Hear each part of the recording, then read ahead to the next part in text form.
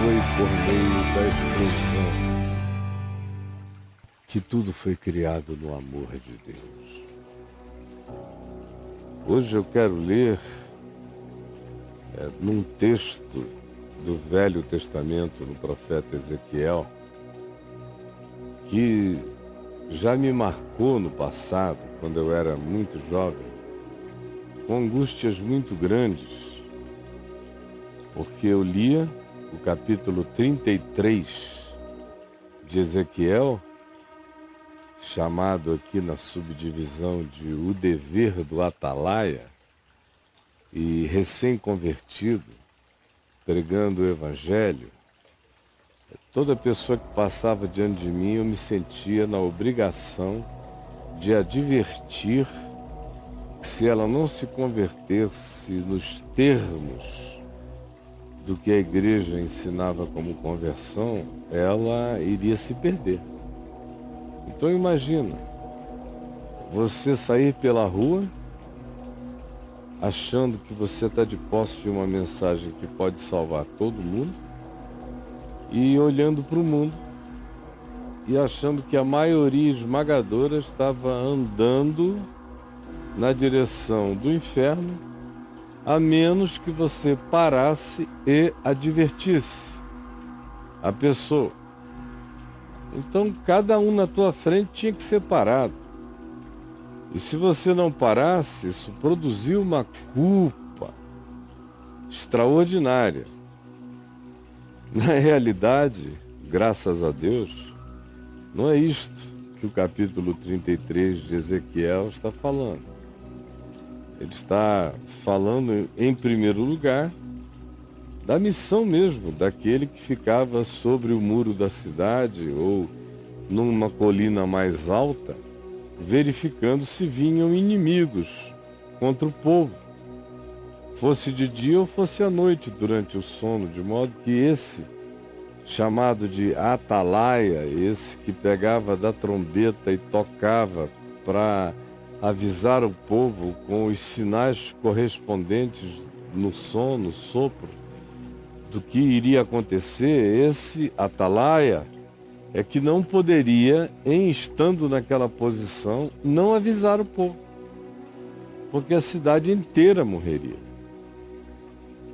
E no caso de Ezequiel, e só no caso de Ezequiel de uma maneira muito singular, muito ímpar, ele também entendia que ele tinha uma visão rara, que ninguém estava tendo, e que ele tinha a obrigação de fazer as pessoas entenderem, ou de pelo menos advertirem a todos o máximo possível, para que eles ouvissem, eles entendessem, eles discernissem, eles fugissem daquilo que poderia ser a destruição da vida deles. Com isso em mente, com as duas interpretações corretas do tempo em que o texto foi escrito, 2.600 anos atrás, você me ouça ler agora, sabendo que o espírito do que aqui é dito é repetido por João Batista, é repetido por Paulo, é repetido por Jesus, quando diz: avisem, e se não quiserem, ao sairdes da cidade, não leveis nem o pó da cidade, deixem tudo para trás e sigam. Vocês fizeram o que vocês tinham que fazer. Existe uma certa recorrência de responsabilidades que são cumpridas quando tudo que se podia fazer foi feito e foi rejeitado, e obviamente que a gente tem que seguir a viagem. E aqui se diz o seguinte: veio a mim a palavra do Senhor dizendo: Filho do homem, fala aos filhos do teu povo e dize-lhes: quando eu fizer vir a espada sobre a terra, e o povo da terra tomar um homem dos seus e o constituir por seu atalaia, por seu vigia, por seu exortador,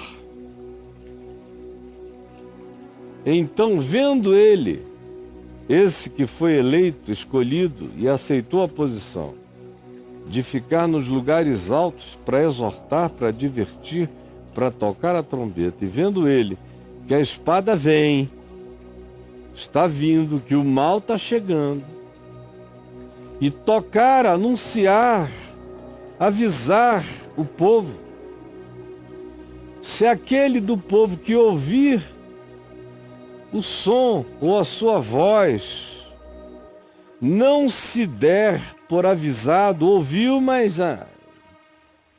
deixa para lá, ouvir, mas não responder positivamente, fugindo, se afastando, evadindo-se do perigo. E sobre esses que não se derem por avisados vier a consequência, como a espada, e vier o abater deles, o seu sangue será sobre eles. Eles souberam, eles ouviram, eles entenderam, e eles disseram: nós não queremos fazer nada a respeito. Eles viverão com as consequências.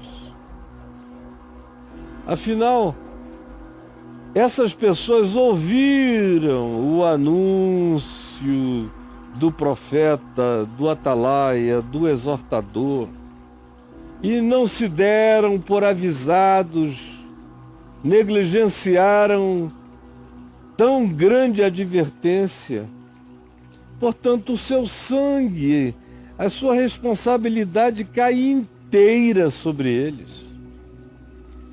Mas aquele que, ouvindo, crer e se der por avisado e agir em seu próprio favor, esse salvará a sua vida. Ouviu a palavra, creu, respondeu a ela para a salvação. Mas se o atalaia, o avisador, o profeta, o cuidador, o exortador, vir que vem o perigo, está vindo, está chegando, todo dia mais, e não tocar a trombeta, não erguer a voz, não gritar, não avisar, não exortar, não profetizar, e não for, portanto, o povo avisado, ao contrário, viva no seu desaviso, porque o que deveria ser o porta-voz da realidade preferiu silenciar. E se a espada viesse, se a espada chegasse, se a maldição, se a miséria se instalar e abater pessoas dentre esses que não foram avisados, ou em acontecendo isso, se a espada vier e abater uma vida dentre eles, este foi abatido na sua iniquidade, na sua ignorância, no seu desaviso, porque o atalaia não avisou. Mas o seu sangue eu derramarei sobre a cabeça do avisador que preferiu silenciar e não falar a verdade que estava a se aproximar. A ti, pois, filho do homem, te constituí por atalaia sobre todas essas milhares de casas e famílias.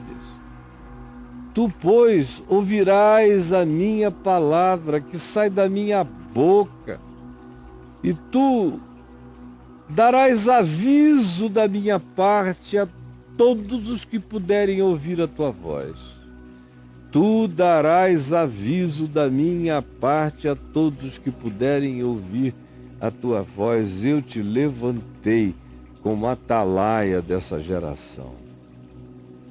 Se eu disser ao perverso, ó perverso, certamente morrerás, e tu não falares para avisar o perverso do seu caminho, morrerá esse perverso na sua iniquidade, mas o seu sangue eu demandarei de ti, porque tu tiveste respeitos humanos contra a vida do ser humano, por isso de ti eu demandarei. Ele morreu na sua ignorância e tu na tua omissão. Mas se falares ao perverso, para o avisar do seu caminho, para que dele se converta, e ele não se converter, embora tu o tenhas advertido quanto à consequência daquele caminho, ele, o perverso, morrerá. E morrerá na sua iniquidade com consciência e deliberação, porque escolheu andar no caminho da perversidade. Deliberou acerca do mal com prazer, mas tu te livraste da consequência dessa responsabilidade. Tu, pois, filho do homem, dize a todos aqueles que te possam ouvir. Diz assim falais vós, visto que as nossas prevaricações e pecados e iniquidades estão sobre nós, e nós desfalecemos neles, como, pois, viveremos se somos pecadores? Uma palavra, em sendo obedecida, pode nos salvar e mudar os rumos das nossas existências?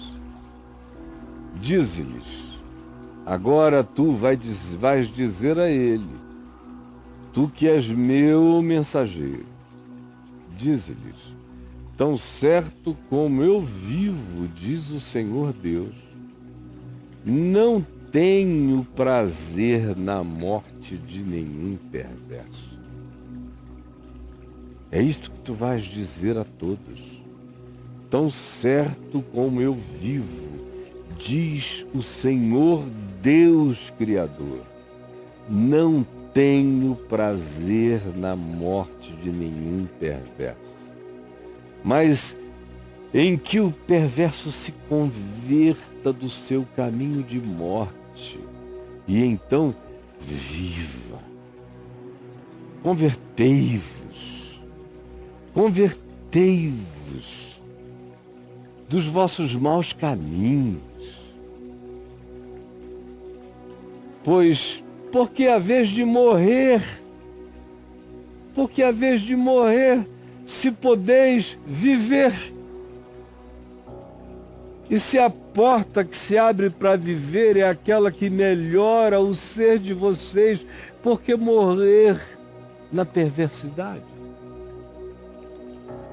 Tu, pois, meu atalaia, filho do homem, dize aos filhos do teu povo, aos teus irmãos, aos que dizem que creem como tu crês, dize a eles, a justiça do justo não o livrará no dia da sua transgressão. Ele pode ter vivido justo como viveu, mas se transgredir, vai conhecer o peso da sua própria transgressão. Não poderá usar o seu passado como capital de justificação. Quanto à perversidade do perverso, não cairá por ela no dia em que se converter da sua perversidade. A justiça do justo não o salva da sua transgressão na hora em que ele a comete, tanto quanto a perversidade do perverso não cairá necessariamente sobre ele no dia da sua conversão, no dia em que abandonar a perversidade. nem tampouco justo pela justiça poderá viver no dia em que pecar, dizendo: estou pecando, mas sacarei dos créditos da minha piedade passada. Não será assim. Quando eu disser ao justo que certamente ele viverá, quando eu disser a ele: tu vais viver, e ele, ouvindo essa minha palavra, confiando na minha palavra que o justifica como se fosse justiça dele, como se fosse justiça própria, e praticar a iniquidade, não me virão à memória todas as suas justiças passadas, mas diante de mim estará a sua iniquidade, a iniquidade que ele hoje pratica e dela não se desvia, e portanto, sem memória do que ele fez, ele morrerá pela sua recalcitrância em razão do que está fazendo, porque aquele a quem muito se dá, a esse muito se pede. Quando eu também disser ao perverso: certamente tu morrerás, consciência dele estrondar, mas se ele se converter do seu pecado de todo o coração e com toda a sinceridade, e praticar a justiça, e fizer o que é bom, justo e reto, e restituir o penhor àquele de quem ele segura bens penhorados, se ele pagar e devolver aquilo que por ele foi furtado, e se ele andar nos caminhos da vida, na lei da vida arrependidamente, e não mais praticar iniquidade, eu vos digo, certamente ele viverá, e haverá perdão e esperança para ele. De todos os seus pecados que cometeu, não se fará memória contra ele. Estarão pagados e apagados e consumados todos os seus pecados, porque ele se converteu e praticou o que é bom, deixou o que é mal e fez o que é bom.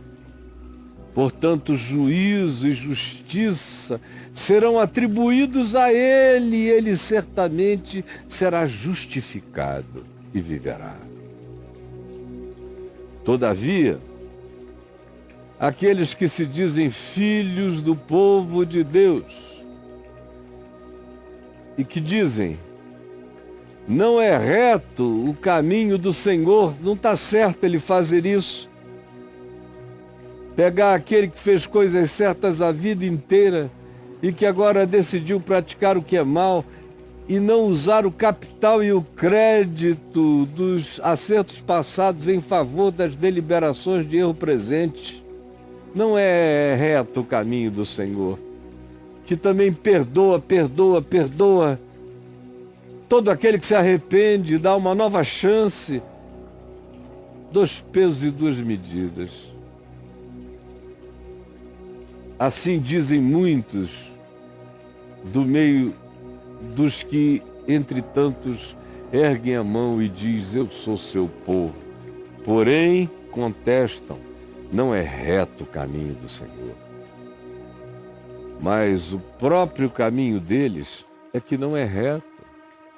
Eles não enxergam que aquele a quem muito se deu e muito se deixou ver, não enxergam que aquele que muita luz recebeu será julgado pela luz que teve, não pela luz que não teve.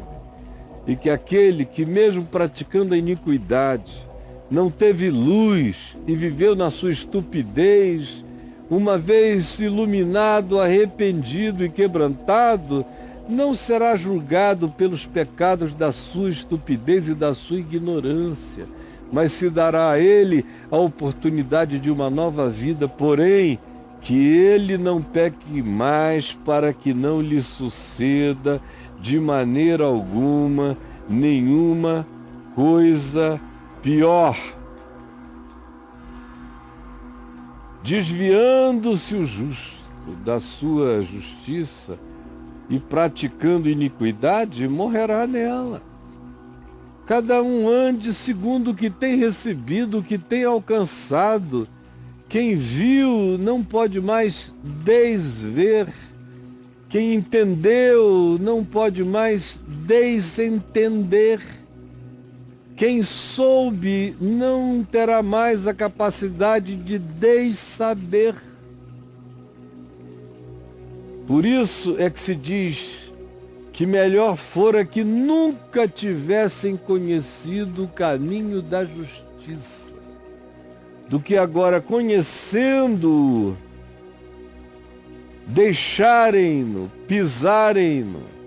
Era melhor nunca terem sabido da cruz de Cristo e do perdão dos pecados, do que uma vez terem sabido e sido iluminados e conhecido o dom celestial e a graça da eternidade, deixaram tudo isso para trás e voltaram às práticas de obras semelhantes a daqueles que não têm esperança no Evangelho. Melhor lhes fora não terem conhecido o caminho da verdade. Portanto, desviando-se o justo da sua justiça e praticando a iniquidade, com certeza morrerá nela.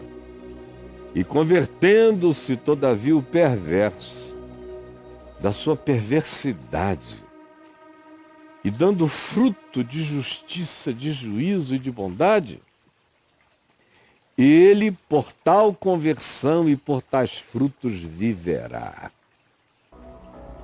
Todavia, vós dizeis, não é reto o caminho do Senhor. Nós não gostamos dessa graça, não gostamos que há aquele que tem, se lhe dê mais, e há aquele que não tem, até o que tem lhe será tirado. Não gostamos de que os homens sejam julgados pelo que tiveram e souberam, e que sejam diminuídas as suas culpas pelo que não souberam e não entenderam. Não gostamos de que aquele a quem muito se deu, dele muito se peça.